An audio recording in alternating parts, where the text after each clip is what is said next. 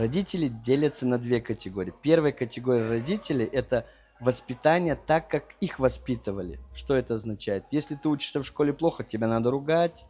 Возможно, когда ты просишь какую-то игрушку, тебе говорят нельзя. Возможно, ты хочешь каким-то заниматься спортом, тебе не разрешают. Когда ты хочешь приобрести права, тебе говорят нету денег, на машину надо саму зарабатывать и так далее, и многое другое. А другой тип родителей, они говорят, мы хотим большего своим деткам. Мы хотим дать то, что не дали нам родители. Возможно, не надо ругать, если ребенок приносит плохие оценки. Возможно, дать заниматься спортом тем, которым ребенок хочет. Возможно, собрать капитал на права. Возможно, помочь приобрести первый автомобиль и многое другое.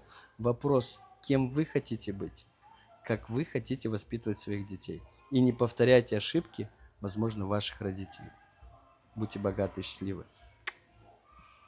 И делайте выводы.